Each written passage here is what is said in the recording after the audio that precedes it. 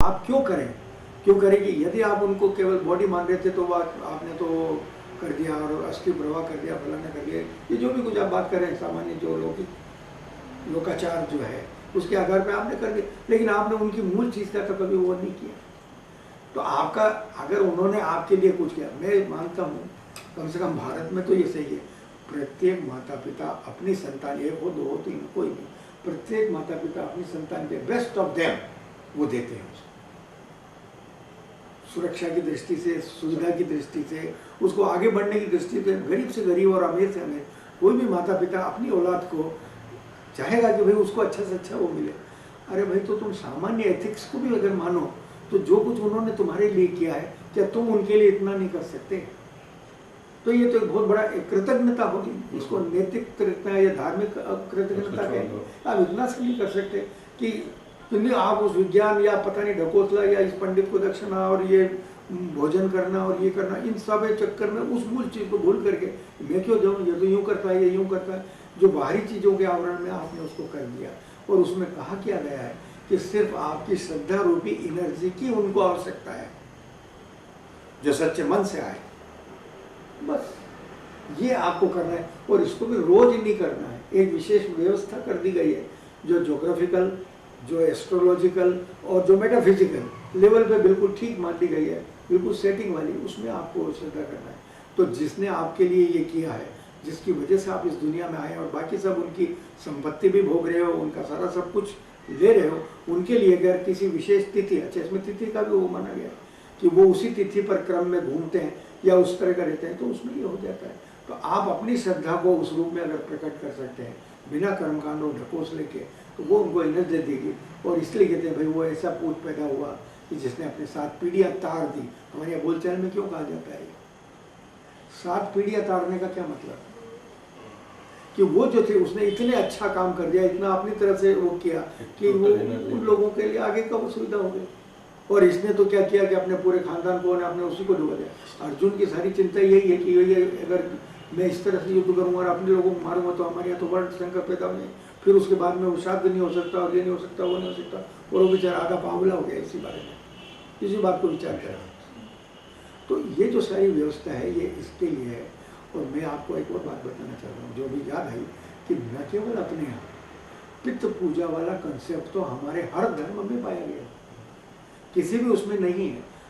जब मैं ये रिसर्च कर रहा था तो एक और चीज़ आई, जैसे ये दूसरे धर्म चाहे इस्लाम हो या क्रिश्चियनिटी हो, ये लोग तो मानते ही नहीं पुनर्जन्म को, वो कुछ नहीं मानते, लेकिन फिर भी आप आश्चर्य करेंगे, यह भी आपसे चर्चा होने बाद में मैंने कुछ चीज़ें टटोली तो उसमें आया कि एक परगेटरी नाम की एक जगह है, परगेटरी, क्रिश्चियंस और मुस्लिम इन दोनों के लिए।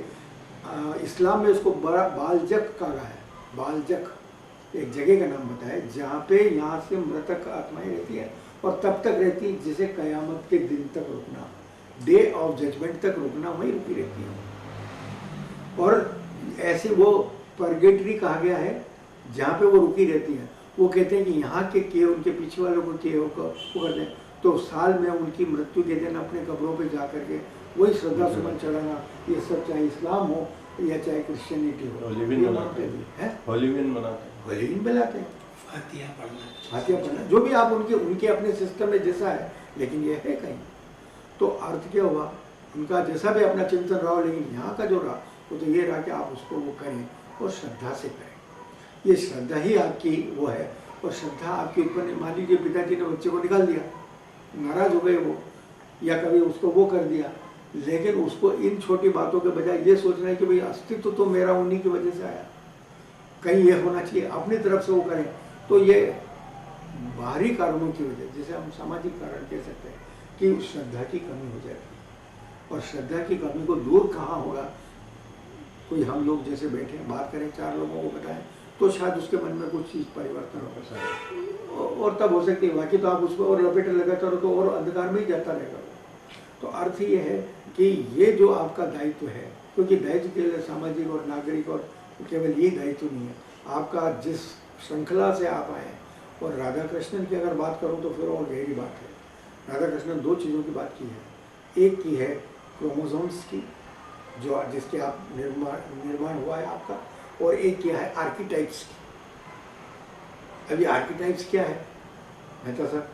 आर्किटाइप्स वो शब्द है जो संस्कार का जो फॉर्म होता है ना, इस फॉर्म को आर्किटाइप कहते हैं।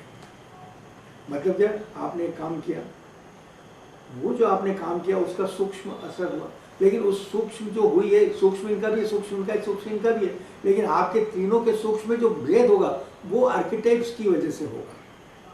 Content will be the same type of thing. सूक्ष्म आपका भी असर है, संस्कार है, सूक्ष्म आपका है, सूक्ष्म आपका है। तो आर्किटाइप जो है वो उसको रोकने वाली, उसकी बाउंड्री या उसके आकार प्रकार को समझना। जैसे फ्रेम है, ये फ्रेम और कंटेंट, फ्रेम और फोटो, तो वो जो संस्कार है वो तो है फोटो, लेकिन उसकी फ्रेम है आर्किटाइप। तो आपकी फ्रेम अलग होगी, इनकी फ्रेम अलग होगी, इनकी फ्रेम अलग होगी। ये जो इसी को संस्कार कह सकते हैं। हाँ, पहले जिसको संस्कार कह, लेकिन संस्कार दो तरह के, दो व्यक्तियों के, दो चेतन तत्वों के अलग अलग हो गया।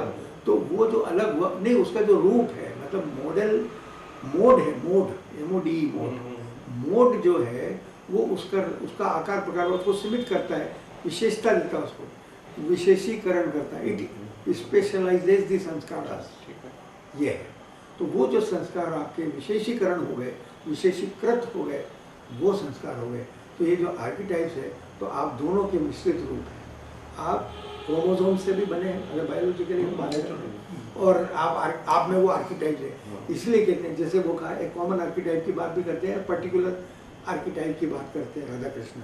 तो वो कहते हैं कि जैसे अंधेरे से डर लगना, अंधेरे से डर लगना, वो कहते हैं सभी को हमको डर लगता है।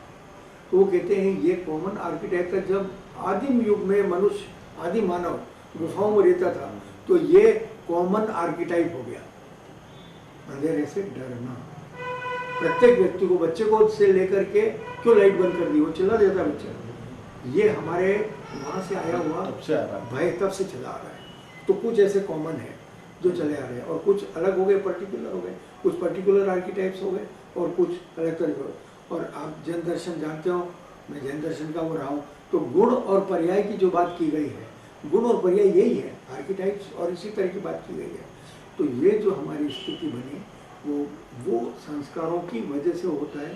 तो आपको अगर ये अवेयर हो जाए आप कि हम दूसरे से ओब्लाइज्ड हैं, या जो मेरे पीछे मेरे से पूर्वज रहे हैं, क्योंकि माता पिता रिप्रेजेंट करते हैं आपके पूर्वजों को, आपके दादा परदादा को, प्रपिता माँ को। तो ये चूंकि माता पिता करते हैं, इसलिए माता पिता के प्रति श्राद्ध की बात की गई है, वरना तो आपका ऑब्लिगेशन तो बहुत पहले। और इसलिए फिर ये लास्ट में आज के दिन को बता दिया गया कि जो हमसे भूल रह गए हो, हमारे ज्ञान में नहीं हो, ऐसे लोगों को भी हम कर देंगे, क्योंकि ऑब्लिगेटेड तो हम उनसे, हमारी जो श्रृंखला, हमारे अस्तित्व की जो तक की धारा चली आ रही है, वो तो वहाँ से चली आ रही है। तो इसलिए हमको उसको करना चाहिए, और ये करते हैं तो न केवल हम अपना और आपको देख करके आपके लिए, मतलब जो व्यवस्था आप दूसरों के लिए करें, अल्टीमेटली ये आपके भी काम आने वाली है। मैं आप भी तो करें, कोई मिला क्या, इसलिए मेरे से लोग चिढ़ जाते हैं। एक बार मैंने कह दिया, एक बार किसी श्रद्धांजलि सभा में 2 शब्द कहने के लिए कह दिया, तो मैंने वहाँ पे ऐसा वाक्य कह दिया जिससे उनको बड़ा वो लगा। मैंने कह दिया कि दिवंगत को भी को श्रद्धांजलि देते हुए मैं सब भावी दिवंगतों को भी प्रणाम करूँगा। इससे सब लोग बड़ा वो हो गए। तो मैंने तो ट्रुथ कह दिया, लेकिन वो बड़ा अजीब सा लग गया। तो हम सब भावी दिवंगत ही है, और क्या है। तो ये जो स्थिति है, इसमें हमको ये समझना चाहिए। और वो ये कहना चाहते हैं कि अगर आपके सहयोग से, आपकी श्रद्धा से अगर किसी को गति मिल जाती है, उसको ऊर्जा मिल जाती है, और उसकी आगे की यात्रा सफल हो जाती है, तो ये अंततः आपके लिए भी पुण्यकारी है, क्योंकि उसका असर आप पे भी आएगा। और वो क्या असर आएगा, इसके जो मैंने कल उस दिन आपको काफ़ी उदाहरण बताए, आपको हर तरह से, क्योंकि मन जो है अचेतन रूप से न जाने किन किन बातों से हमारा मन बोझिल रहता है।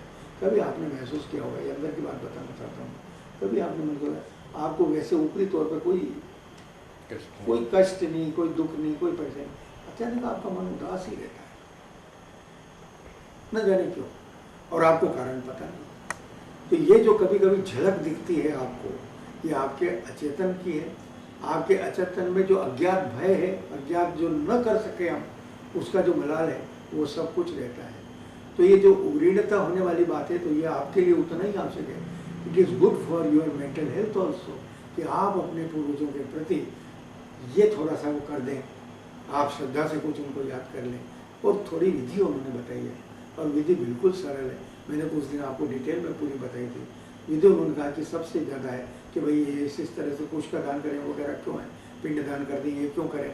तो उसकी भी उन्होंने उसका वैज्ञानिक कारण बताया। खुशी होती है, ये कुचालक और सुचालक होती है, ये सारी चीज़ें एनर्जी को कन्वर्ट करती हैं और वो एनर्जी वहाँ पे लेकर के जाती है। तो मैंने आपको राम का उस समय उदाहरण दिया है। राम ने वन में अपने पिता की मृत्यु का समाचार सुना भरत से, तो उसी समय उन्होंने तर्पण किया। अब वो तर्पण क्या है, सूर्य की तरफ खड़े होकर के जलांजलि देने की बात है। और जो जलांजलि देने के समय क्या हो रहा है, सूर्य की किरणें सीधे उस जल पर पड़ रही है, और वो मानते हैं कि ये श्रद्धा जब उस जल में मिलती है आपकी, वही एनर्जी में कन्वर्ट करके जिसे आप दे रहे हैं उसको पहुंचती है। दिखेगी नहीं आपको, कुछ होगा नहीं, लेकिन आपकी श्रद्धा पहुंचती है।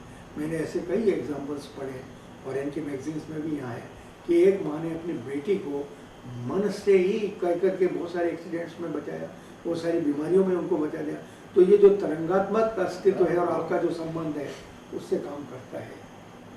आप देखिए लीजिए। अब कभी कभी हम तो कहते हैं भाई दुख में आप है ना तेरा प्रभु का स्मरण कर लें।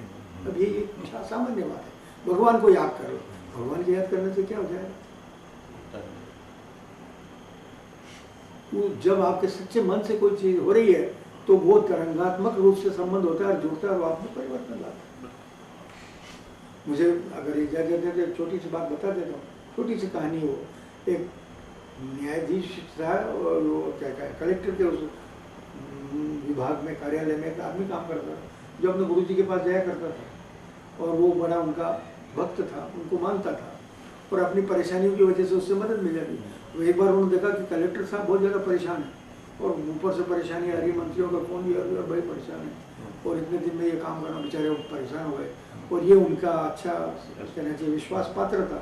तो इसने कहा सर आप 4-5 दिन से मैं देख रहा हूँ बहुत परेशान है, आप चलिए मेरे गुरु जी के साथ चलिए, आप जरा मिलवाते हैं, अपन बात करते हैं। उनका बिल्कुल ठीक है चलो।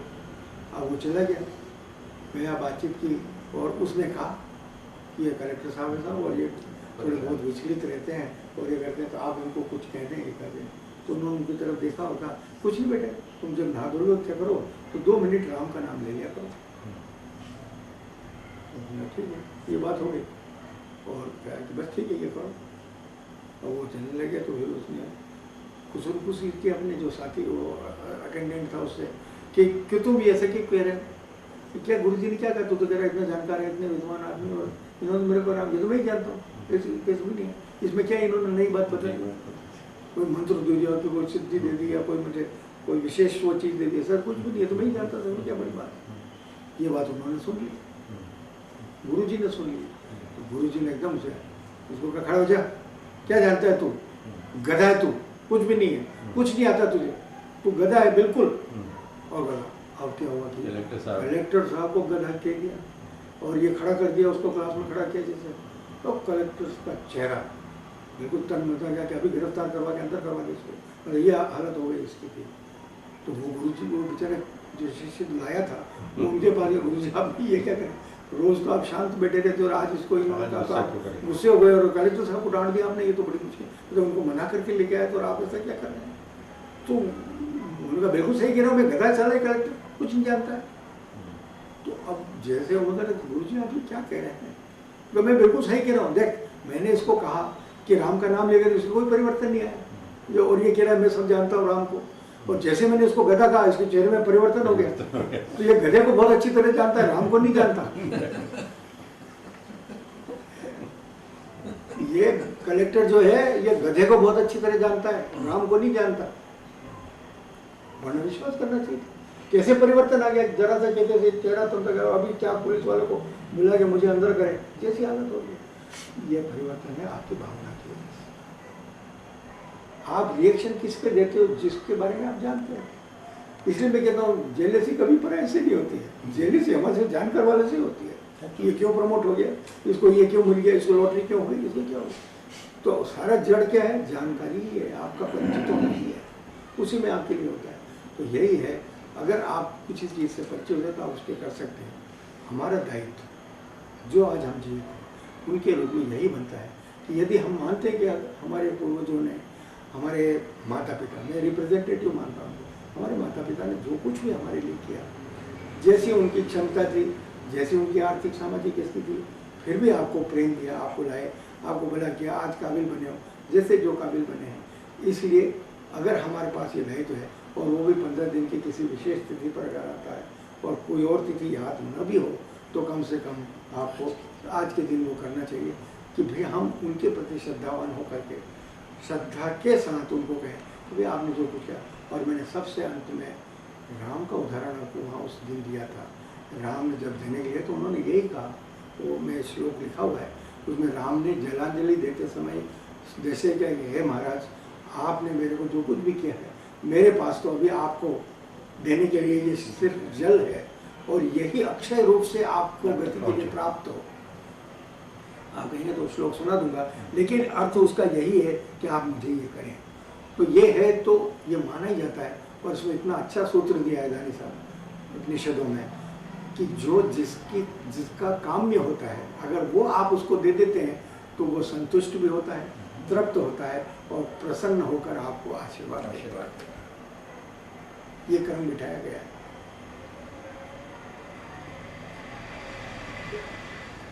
मुझे जो चीज चाहिए अगर आप वो मुझे दे देते हैं तो नेचुरली स्वभावतः मेरे मन से एक आशीर्वाद, एक मंगल भावना, आपके हित की भावना निकलेगी और वो हित की भावना ही आपके लिए कल्याणकारी हो जाएगी, आपके लिए बहुत ज़्यादा कुछ हो गए और उसके वाइब्रेशंस आपको, पॉजिटिव वाइब्रेशंस आपको वो करेंगे। तो ये एक बहुत बड़ी चीज़ है जिसको करना चाहिए। मैं ढकोसलों की बातें तो बिल्कुल नहीं करता हूँ, दर्शन का विद्यार्थी हूँ। और जो ढकोसला है वो तो क्रिया के रूप में है कि आपको ये करने से ऐसा कर्मकांड अलग हो गया, वो कर्मकांड बिल्कुल अलग है। इसके पीछे का चिंतन समझना बहुत आवश्यक है। तो हम सब लोगों को, जो हम अपन लोग यहाँ बैठे हैं, हम सबको अपने उन लोगों का, पितरों का, क्योंकि जो कुछ हमें प्राप्त हुआ है उनकी वजह से हुआ है। हमने इसमें बढ़ोतरी कुछ की तो हमारे पीछे वालों को प्राप्त होगा। तो ये अगर घर में हमारा क्रम होता है तो आपके आगे के लिए भी सही हो जाता है। यही करके कहते हैं भाई वो पीढ़ी तार दी गई या उसने कर दी। भगीरथ को कहा, भगीरथ को गंगा लाने के पीछे एक बहुत बड़ा कारण ये भी था, अतर्प्त पित्र है। अगस्त ऋषि से कहो कि भाई तुम्हारे पता चला, ज्ञान हुआ उनको कि मेरे पितृ अतृप्त हैं, या अतृप्त का यहाँ मतलब हुआ कि उनकी गति नहीं मिल पाई है, उनको ऊर्जा नहीं मिल पाई है, उस स्पार्किंग नहीं हो पाया, तो उसके लिए करना चाहिए। उनका कि मेरे को उसके लिए तो भाई वो होना चाहिए, पुत्र से वो होता है। तो उन्होंने शादी की बात की और शादी करे तो अगस्त ऋषि वहाँ कुरूप थे। तो जितनी राजकुमारी तपस्वी बहुत तगड़े थे लेकिन कुरूप थे, और उस कुरूप के कारण जहाँ भी जाते थे किसी से भी तो सब लोग शादी के लिए मना कर देते। और कथा ये है उसके आगे कि तब अपने तपोबल से उन्होंने खुद ही एक नारी की रचना की जिसका नाम लोपामुद्रा है, और उसी को किसी को समझा कि जब ये विवाह योग्य हो जाए तब आप इसका मुझे मेरे साथ विवाह कर देंगे।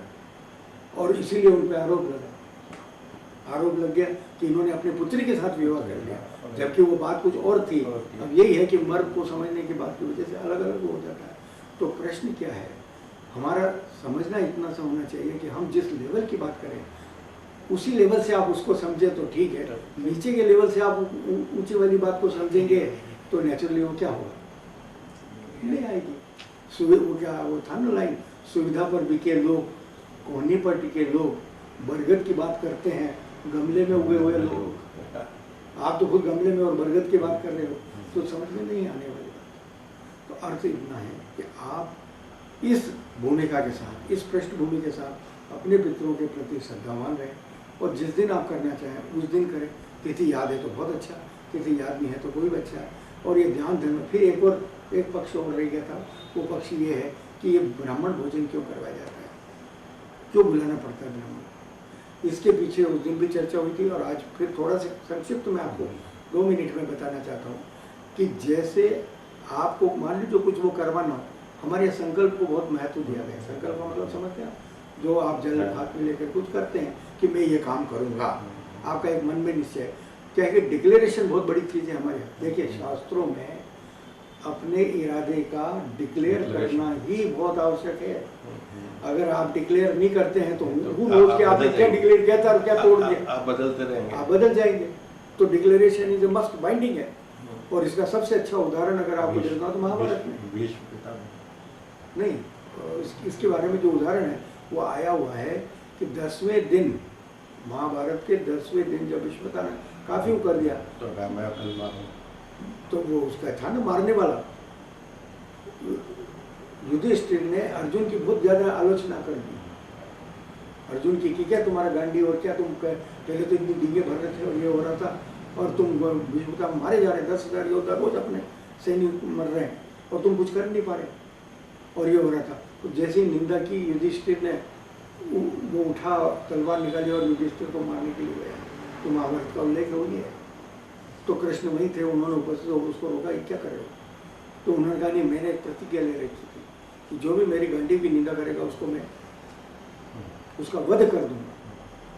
तो इन्होंने मेरी घंटी की निंदा की, इसलिए मैं इनका वध करूंगा। वहाँ कृष्ण ने 2 इम्पोर्टेंट बातें बोली कि कभी भी 2 इम्पोर्टेंट सिद्धांत है एथिक्स के, हम लोग एथिक्स बात करते हैं। 2 इम्पोर्टेंट कि कोई भी प्रतिज्ञा चुपचाप नहीं करनी चाहिए।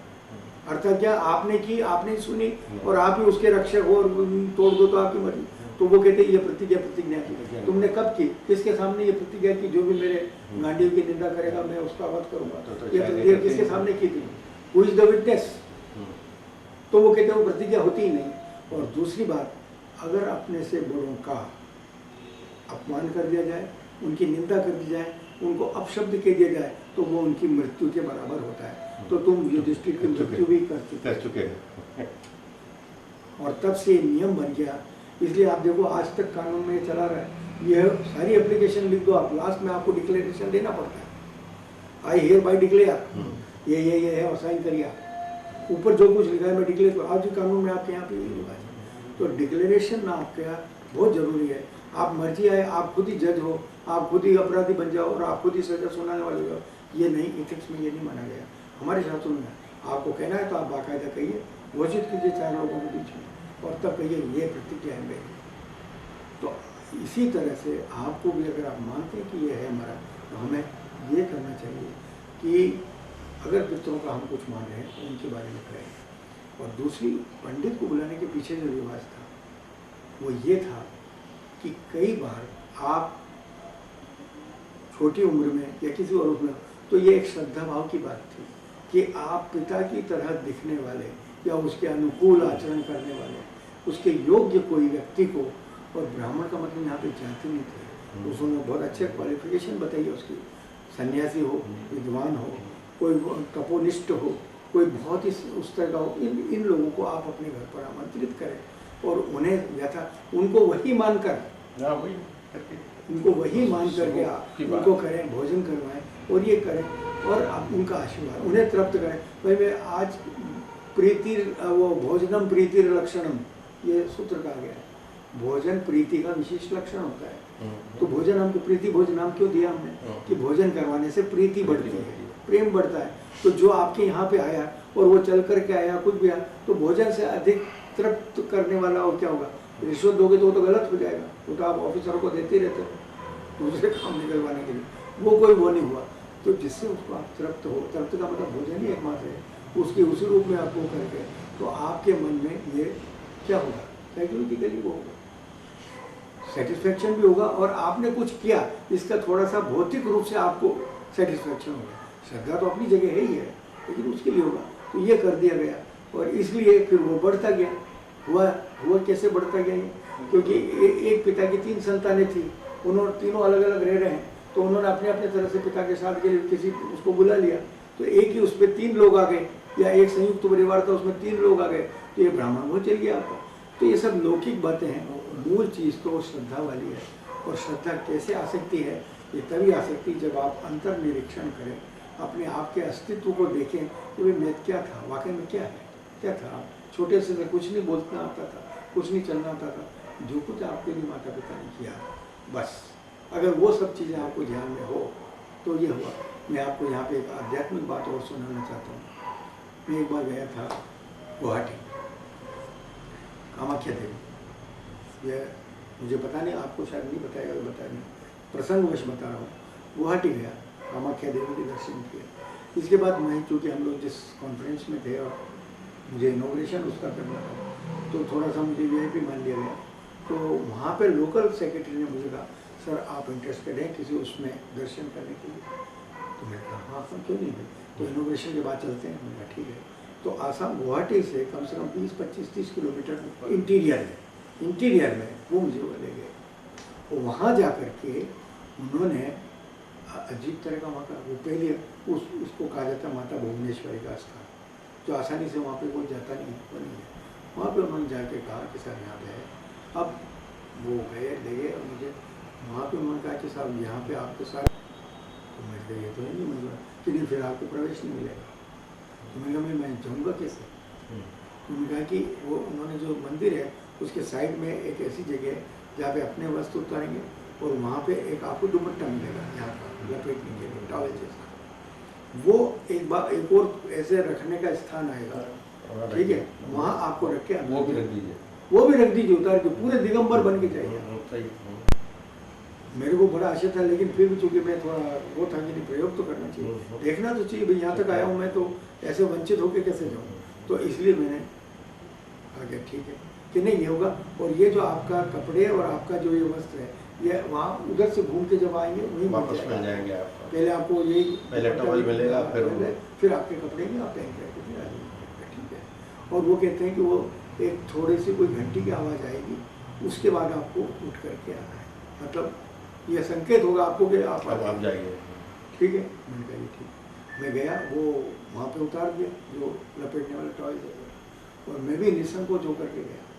और जब उन्होंने कहा, वहाँ पे एक आदमी जो आपका गमछा लेता है उससे पहले आपको एक इंस्ट्रक्शन देता है, टूटी फूटी हिंदी में बोलता है, और वो ये कहता है कि आप साहब अंदर जा रहे हैं तो आपको ऐसे जाना है जैसे आप अपनी माँ की गोद में जा रहे हैं, माँ की गोद में जा रहे हो, इस तरह से आपको जाना है। और वहाँ जा कर के आपको जो कुछ दिखाई दे, एक वहाँ पे आपको पालना सा मिलेगा, उस पालने में आपको लेटना है,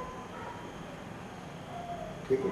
पालने जैसी एक स्लेब होगी, स्लेब है, उस पर जाकर के लेटना है और माँ की तरफ ध्यान रखना है और अपने आप को शिशु मानना है, शिशु मान के आप करें।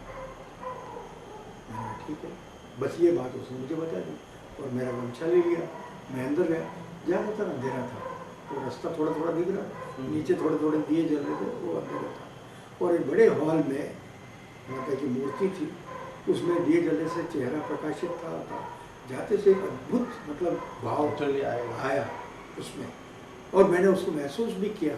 और जैसा उन्होंने कहा था कि प्रणाम करके आप थोड़ी देर गए शिशु बन के लेट जाएंगे, और धानी साहब, मेहता साहब, नायक साहब, फिर त्रिपाठी जी, मैं आपको कहता हूँ कि वो जो मैं वहाँ लेटा और जो मैंने अपनी अनुभूति को वो किया कि बिल्कुल आप शिशु के रूप में माँ की ओर में, मतलब आप इतने बड़े हुए भी शिशु के रूप में हैं, ये जो कल्पना और सारा सब कुछ हुआ।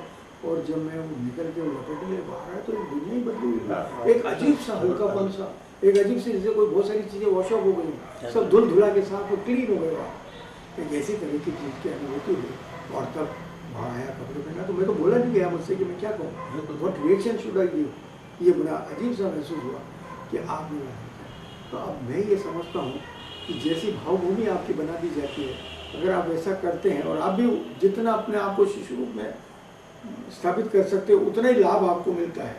तो बस वही स्थिति है, जिसको आपने आमंत्रित किया उसको जिस रूप में आप मान लोगे उस रूप में वो हो गया, वो भाव रूप में आपने उसको देख लिया।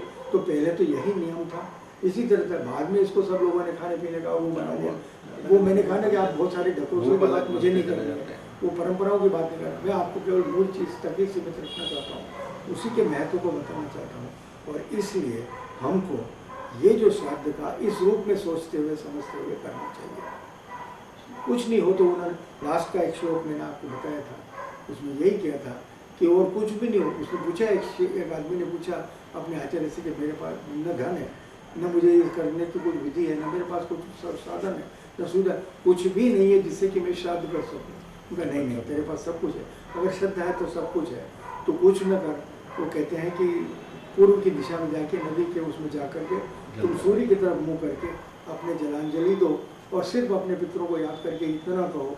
और मारुत और सूर्य इन दोनों के लिए कहा गया, इनसे निवेदन करो कि मेरी ये जलांजलि पूरे श्राद्ध के समान मान करके इनको मेरे उस तक पहुंचा दो। आपकी जितनी श्रद्धा होगी वो उसको इन्वर्जी में कन्वर्ट करके जहाँ जो गंतव्य है उनका वहाँ तक उस रूप में पहुँचा करके उनको शांति दे सकते हैं, उनको आगे ऊर्जा दे सकते हैं और आप उनके आगे बढ़ाने वाले हो जाएंगे। और जब वो आगे बढ़ेंगे तो आप तो आगे बढ़ेंगे ही उनके आशीर्वाद से, उनकी भावना से, उनकी कल्याण भावना से। तो ये एक हमारा श्राद्ध का दार्शनिक पक्ष मान लीजिए, अंदर का मूल पक्ष मान लीजिए, जिसकी चर्चा मैंने आपसे सामने की है। और ये हमारे लिए बहुत इम्पोर्टेंट है कि हम करें श्रावण आश्विन महीने के इसमें जब कभी भी आपको कम से कम माता पिता को आप रख सकते, दादा दादी नहीं है तो कोई याद नहीं रख सकता, कोई और बात है, लेकिन माता पिता एक ऐसी चीज़ है जिनको आप याद रख सकते हैं। और उनके प्रति आप अगर आप मानते हैं कि आप उनका ऋण आपके प्रति है तो उस ऋण से थोड़ा सा पूरी होने का एक अवसर है। नहीं तो वाकई में माता के पिता आपकी क्या होती, क्या यहाँ स्थिति होती, कौन क्या होता है। तो ये बहुत बड़ी एक चीज़ है जिसके बारे में शास्त्रों की जो पोजीशन है वो मैंने आपके सामने निवेदन की। मैं समझता हूँ इससे आपको कुछ क्लैरिटी मिली होगी। और बहुत सारी चीज़ है कि हम ये तर्पण देंगे तो क्या होगा। एक प्रश्न जो आपने कहा आपको तो वैसे उत्तर मिल गया है, ज्ञानी साहब के लिए प्रश्न ये हो सकता है कि भाई जो जिनका पुनर्जन्म हो गया, जो पितृलोक में पहुँच गए, जो देवलोक में गए, वो कहते हैं तर्पण या श्राद्ध जिस रूप में किया जाए तो जो पूर्वज जहाँ जिस रूप में, चाहे उनका किसी और योनि में भी जन्म हो चुका है, जो जहाँ जैसा है वो श्राद्ध वहाँ उनके रूप में पहुँच जाता है। ये law of the whole universe की तरह से काम करता है, लॉ ऑफ द एनर्जी के हिसाब से काम करता है। अगर वो पशु योनों में भी तो पशु योनों के योग्य उनको कुछ मिलेगा, वो क्या होगा। ये चिंता करने की आपको आवश्यकता नहीं है, आपको श्रद्धा से करना है, वो कर दीजिए, आपका दायित्व तो समाप्त हुआ, ये माना गया है। इसलिए लेकिन वो पहुंचता है, जो जैसा है वहाँ पहुंचता है। जब वहाँ पहुंच सकता है, चंद्रलोक में आपका वो चीज़ पहुंच सकती है, तो जो पृथ्वीलोक में वो तो और ज़्यादा पहुंच सकती है, वो किसी और रूप में पहुंचेगी जिसमें जिसकी आवश्यकता है। और इसीलिए मैंने एक आर्गूमेंट दिया था, मेरे से जो ये प्रश्न किया था, जिनको मैंने एक संक्षिप्त जो ये सुन नहीं सके थे टेप को, उन्होंने जब एक प्रश्न किया था कि ये हम कैसे मान लें कि वो पहुँचता है, ये होता है। फिर मैंने उनको एक उदाहरण दिया, उन्होंने कहा मैं आपको लौकिक उदाहरण देता हूँ। कभी कभी आपके पास जो समस्याएं हैं, जो संकट, जो संघर्ष, जो विपरीत परिस्थिति आती है और आप झुंझला जाते, मतलब परेशान हो जाते हैं, और कहीं कोई अचानक से कोई आपको अननोन क्वार्टर से कोई हेल्प मिल जाती है, कोई सहारा मिल जाता है, कोई रास्ता दिख जाता है, कोई किरण दिख जाती है, कोई आपको उपाय मिल जाता है और आप उसके माध्यम से उस समस्या से पार पा जाते हैं। तो ये मान के चलिए कि ये कहीं उन्हीं लोगों के उसकी तरफ से है। ये आपका प्रमाण है जो जीवित होने की अवस्था में, क्योंकि हम सब किसी न किसी परेशानी में, किसी चिंता में उलझे रहते हैं, होता ही है, समस्याएं आती हैं। तो आर्थिक हो, सामाजिक हो, कोई भी हो, पर उनका एक पक्ष आपके अंतर मन से भी जुड़ा होता है। उस अंतर मन में जो परिवर्तन आएगा, वो सेल्फ हेल्प जो आती है, वो हेल्प उसी की है, उसी की वजह से होती है। बाकी तो बाहर चीज़ है, पैसे का काम तो पैसे से ही होगा, लेकिन पैसा कैसे करना, ये एक सबसे बड़ी बात है। उसके प्रति विश्वास पैदा हो जाना, मैं ये व्यवस्था कर दूँगा, ये विश्वास आना तो सबसे बड़ी बात है। बाकी तो सब हो जाती है व्यवस्था है। आप सब लोगों ने इस वार्ता को एक बार फिर से उस रूप में सुन लिया, संक्षिप्त रूप में सुना, तो मुझे खुशी हुई कि ये अपन एक बार आज इसके दिन कर सके सर्वकर्म से। आप ज़रूर ये ध्यान रखें कि अपने पितरों को हम पूरी होने के लिए करें, जिनका हम पर जिम्मेदारी भी है, उनका हम पे ऋण भी है, किसी रूप में उतर जाए तो बहुत अच्छा है। और इस ऋण को उतारते हुए देखकर परिवार का जो आपके पुत्र हैं, पुत्री है, या जो भी आपके लोग हैं, उनको भी एक अच्छा असर होगा और एक परिवार में भी अच्छी परंपरा, अच्छा संस्कार होगा, जो अल्टीमेटली हमारे लिए लाभकारी है, किसी और के लिए नहीं, हमारे लिए लाभकारी है। इससे बहुत अच्छा होगा। आप सब लोगों का बहुत बहुत धन्यवाद। ना जिन्होंने आपको जन्म दिया है, जिन्होंने आपको किया, उनके प्रति कृतज्ञता और कृतज्ञता दिखाने का एक तरीका है। ये खाली ये कहाँ कब से शुरू हुआ कि मतलब खाली पुत्र ही करें, पुत्रियाँ क्यों नहीं करें? इसमें ऐसा नहीं, सामान्यतः ये कहा गया था, देखिए इसमें जो पुत्री है, आपने कन्यादान शब्द सुना ही है, तो हुआ ये माना गया क्योंकि तिथि का और गोत्र का संबंध है, ठीक है। तो सामान्यतः ये मान लिया गया है, जब कन्यादान का मतलब कन्या को दान करना नहीं है, ये गलत फहमी है बहुत सारे लोग। कन्या को दान नहीं करना है, कन्या के गोत्र का दान करना है। तो कन्या जब आप दान, कन्यादान बोलचाल में किया गया, तो कन्या का दान करने को मतलब कन्या को दान नहीं करेंगे, गलत, जैसे ब्लड डोनेशन या करप्ट दान, ये ऐसा नहीं है। कन्यादान मतलब आपके वंश में वो पैदा हुई तो उसको आपका गोत्र लगा, यह गोत्र परिवर्तित होता तो आप गोत्र का दान करना इक्वल टू कन्यादान है। तो ठीक है, तो वो उसके उसमें, तो वो उनके उसमें चली गई है, इसलिए वो उधर की बनेगी ना, इसलिए वो कन्या को मना किया गया तो तुम कैसे करोगे। लेकिन ग्रेटिट्यूड तो कर सकती है, तो ग्रेटिट्यूड के लिए मना नहीं है, लेकिन जो क्रिया करने वाली बात है वो इसके लिए कह दी गई थी कि आप उसको करें। तो कन्या का उतना ही अधिकार है, इसलिए कहा गया था कि कन्या तो दो घरों को तारने वाली हुई, दो पीढ़ियों को तारने वाली हुई, दोनों को जोड़ने वाली हुई, तो कन्या को तो बहुत ज़्यादा महत्व है। अगर आप उपनिषदों में भी देखें तो वही सारा महत्व है, तो दो लोगों को, दो परिवारों को जोड़ने का सबसे बड़ी सेतु है वो। तो उसके लिए उसका, लेकिन चूंकि जिम्मेदारी इनकी है, वो वहाँ है, वो अपने उसमें कर रही है, तो पिता को कर सकती है, लेकिन चूंकि पिता का ये है तो इसको तो ये तो अपनी जिम्मेदारी निभाए, वो वहाँ पे अपने ससुर की करेगी, उनके उसको भी कर सकती है, जो भी उसके यहाँ का है तो वो उसके लिए है, लेकिन वो भी कर सकती है। और इसलिए आपने देखा होगा पुराने में, मैं जब छोटा था तो हमारे पुराने उसमें कन्या को भी बुलाया जाता है, जब श्राद्ध होता था ना पिताजी का, तो हमें को भी बुला लेते, परिवार के लोगों को भी बुलाते थे, यही भावना थी उसमें। जो आप प्रश्न उठा रहे हैं ना, वही भावना थी कि भाई बेटी जो है को भांजी को बुला लो, कि जो परिवार को भी बुला करके भोजन करने की बात है। अगर किसी को मान लीजिए अगर पुत्र ही हो, हाँ, तो कर सकते हैं, पुत्री है, पुत्र है ही नहीं, तो उसके आत्मा को मतलब सूक्ष्म शरीर का फिर जो आगे तो ऊर्ध्वगमन कैसे होगा? भाई वो अंश तो उसका हुई, मतलब वो कर सकती है, कर सकना चाहिए, कर सकते हैं, में रहते हुए भी कर सकते हैं, दूसरे क्लान में रह सकते अपने गोत्र का उच्चारण करें। इसलिए इस व्यवस्था का जो गोत्र के मंत्र हैं वो बिल्कुल सही व्यवस्थित किए गए। आप उन खाली जगहों में वो भरवाइए, उच्चारण करवाइए उससे, ठीक है, कि मैं अमुक नामना गोत्र के उत्पन्न से मैं आपको ये श्रद्धा से अर्पण करें। तो देखिए मूल बात तो श्रद्धा है, उसकी जो प्रोसेस है, प्रोसेस को मैंने इस तरह से कर दिया। तो प्रोसेस ऐसा है कि कभी भी एक्सेप्शन पे रूल नहीं बनते, रूल तो जनरलाइज पोजीशंस पे बनते हैं। तो ये एक्सेप्शन ऐसे केस हो जाते हैं जिनमें ऐसा हुआ, तो उनके लिए तो अलाउड है कि आप करें। और पुत्री को तो ज़्यादा माना गया है क्योंकि वो दो परिवारों को जोड़ती है, दो पीढ़ियों के संस्कारों की आधारशिला है वो। एक और सवाल था खाली हल्का सा, वैसे नहीं हल्का नहीं, आप कुछ आंसर तो है, बट आप जैसे वो चंद्रलोक पर जाते समय आपने उनको एनर्जी दी और वो पितृलोक पहुंच गए मान लीजिए, उसके बाद तो उनके अपने कर्मफल हैं और उनके साथ उनका था, उसके बाद फिर श्राद्ध की जरूरत नहीं है, उसके बाद फिर हाँ, मतलब उसके बाद तो फिर उनका अपना पिछली बार आया था जो आपने नेचुरली आया था कि साहब श्राद्ध कब तक करें।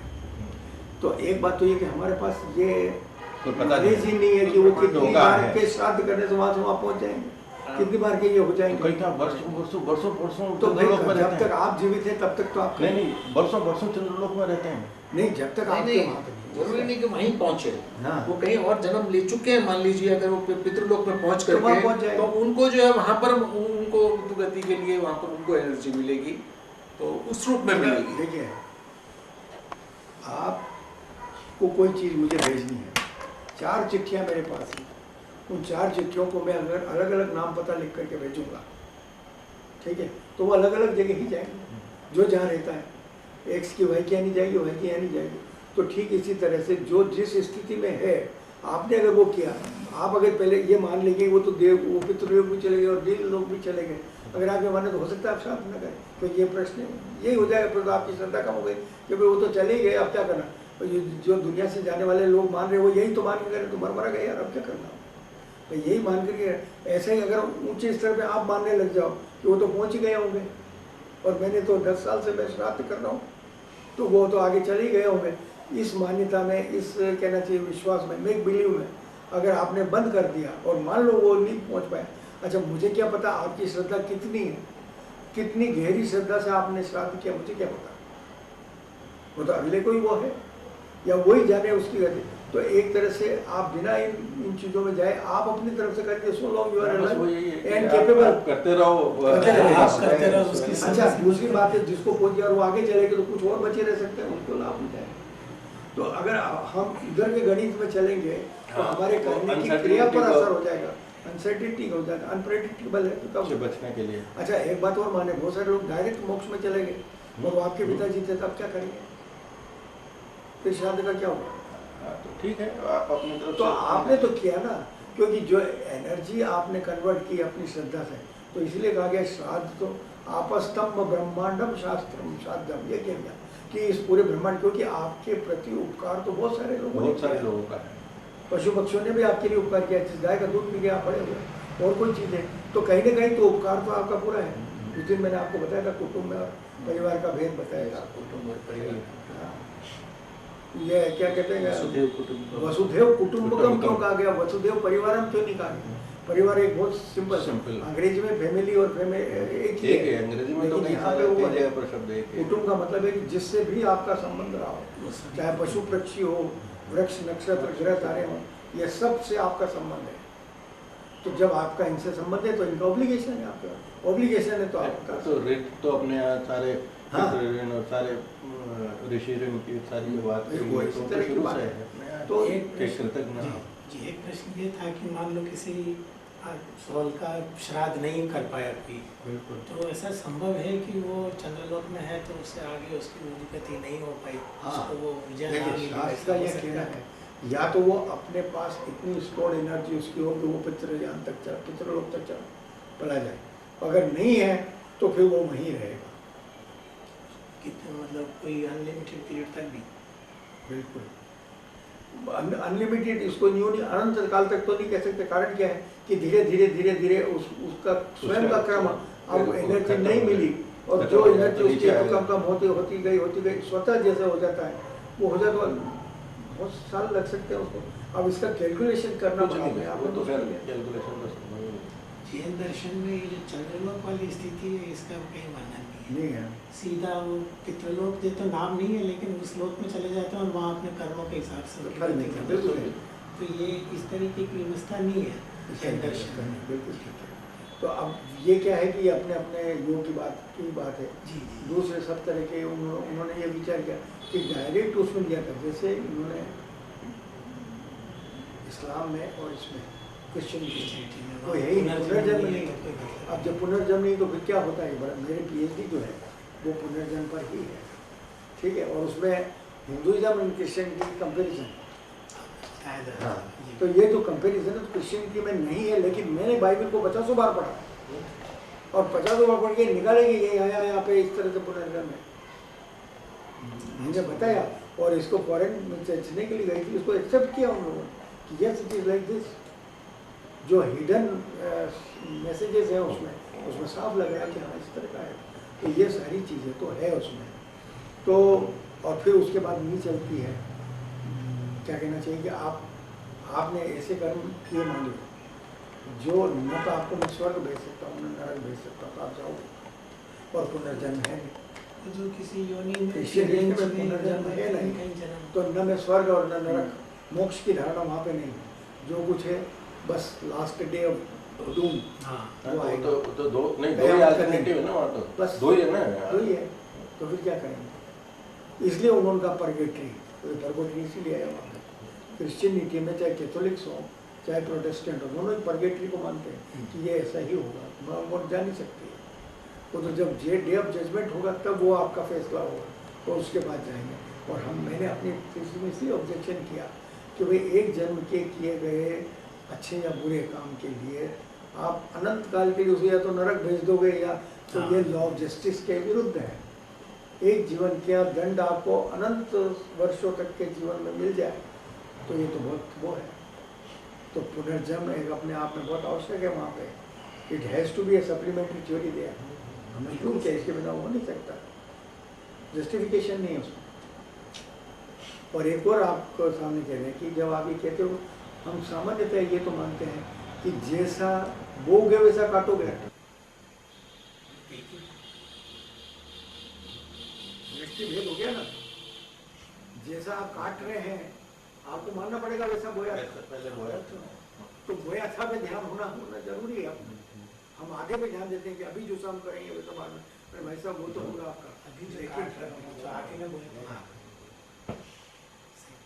और आगे ने बोए थे ये जागृति, ये जागरण हमको अभी करने में मदद करते हैं।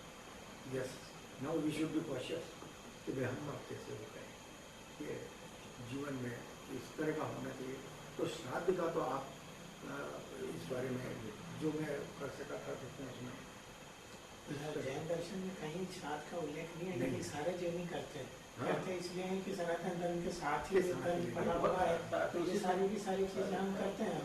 बिल्कुल ऐसा मान लीजिए अगर किसी पुत्रों में से किसी ने नहीं किया इस विधि को, मतलब यानी कि उन्होंने श्राद्ध को नहीं किया और उसके पुत्रों ने मतलब यानी शुरू किया, तो इतने समय उसको पितरों में तो वो आ ही जाता है।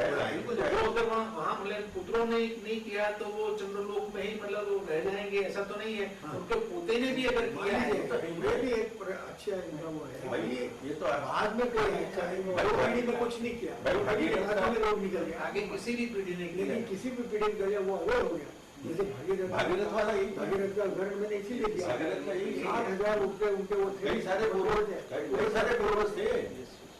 तो वो इसलिए थे। तो तो उनको करने के लिए भगीरथ आए, क्यों जाकर क्यों जाकर तो सारे के सारे उसका ये हो जाता है कि बाद में कोई करे, मान लो 3 पीढ़ी के बाद में कोई करे, कोई ऐसा सुपुत्र पैदा हो बस वही गया है। जो वो करते थे मैं सात पीढ़ी का तो ऐसा हो गया। तो जो आपका अनंत काल वाला कभी कभी प्रश्न था वो इस तरह से भी दूर हो जाता है, इस रूप में भी दूर हो जाता है कि आप पीछे वाली पीढ़ी क्योंकि अपन लास्ट नहीं है, हमारे बाद भी कोई और आएगा। तो वो बहुत बहुत धन्यवाद आपका। हाँ। यानी कि इसमें तो गत वार्ता के अतिरिक्त भी हमको बहुत अतिरिक्त जानकारियाँ भी वो तो इसमें हमेशा आपने होगा ही, बताई हैं। हमेशा जब धन्यवाद बोला है आपने, वो काफी कुछ अंश आया है नो डाउट, पर इसके साथ साथ में जो है नई बातें भी जो उसमें आपने जो बयान की थी वो भी मतलब यानी कि उसको बहुत मतलब अधिक रूप से स्पष्ट कर रही है। क्योंकि जब दूसरी बार अपन कोई चीज करते वो तो हैं जितनी बात करोगे तो उसमें उसमें आया आएगा। हुआ रिफाइंड तरीका सा तरीका उसका सम्मिलित हो जाता है। जितनी बार पढ़ोगे आप नया नया कुछ नया निकल सकता है। पढ़ोगे, 40 बार पढ़ोगे तो लगता है अब मैं झानी साहब के लिए गीता पढ़ना शुरू कर दिया मैंने, इनकी 4 नंबर की बात है, क्योंकि मैं अब स्टूडेंट की तरह पढ़ रहा हूँ उसको। नेचुरली तो कल श्रीमती जी मेरे बोलती ये आप इतनी बार तो आप पढ़ चुके, आप क्यों पढ़ रहे हो? मैं नहीं, मेरे को अपने हिसाब से वो करना है। मैंने उसको शुरू कर दिया। हर बार एक नई दृष्टि नई दृष्टि आती है, बहुत सारे नए प्रश्न खुद ही करते हैं, खुद ही उसमें आता है। तो ज्ञान का तो वाकई में बहुत अपने आप में होता है। वो कामाख्या देवी का जो आपने वृत्तांत सुनाया उसमें मुझे ऐसा लगता है कि हम जब अपने आप को बालक रूप में वहाँ अपने को मानने लग जाते हैं, तो जो हम जैसे जैसे ग्रो करते हैं हम पे अहम और ये जो वो चीजें सब खत्म हो जाता है, वो जिससे सारा निवृत्ति मिलती वो है, तो एकदम साफ हो जाता है। वो निवृत्ति मिलने के बाद वाकई आपका स्वरूप ही बदल जाता है। नेचुरली अरे आपने सब तो उतार दिया, सारी सब चीजें तो आपको उतर गई, उतार दिया है, तो सारी चीजें तो उतर गई। आप जब जैन धर्म में सिगंबर का जो महत्व है वो क्या है? यही है सारा दिन, वही तो है, सब उतार ताकि दिया। वस्त्र के कारण कई बार आप एक अवरोध अहम होता है साहब, करने से उसमें अवरोध आ जाता है। सारा कुछ हो गया। तो ये जो महत्व है ये, लेकिन आप उसको आप दूसरे रूप में ले जाओ और लोगों को उसमें करो, वो अलग बात है। इसलिए कहता मैंने लुकिंग एट नहीं होकर लुकिंग थ्रू होता है, थ्रू वो बहुत इम्पोर्टेंट है। बाल स्वरूप इसके तो सबसे पवित्र और ऐसा माना गया है, बाल स्वरूप है, आप तो बाल स्वरूप है, कितने सरल सरल और सहज है, सहज और सरल बिल्कुल हो जाता है एकदम। वो कहते हैं कि ना वो जो ईश्वर है ना, मतलब बच्चे की तरह ऐसा होता है। नहीं, तो ईश्वर जो है ना वो बच्चे की तरह होता है, ये कहने लगते हैं कि उसकी जो निश्चलता है, जो सरलता है, जो बिना लाग लपेटे, वो सब उसी के हिसाब से। नहीं बुलाओ तो तुरंत तैयार है। हाँ जो भी है। और अभी झगड़ा किया कि बच्चे ने अभी झगड़ा किया, अभी दोस्ती हो जाती है, आपकी तरह यूँ तलवारें नहीं खींची रहती। ठीक है गानी साहब, सुनाई सब यू अच्छा लगा मुझे, बहुत बहुत धन्यवाद आपसे मिलकर के बहुत अच्छा लगा। अच्छा इनका वो है भाई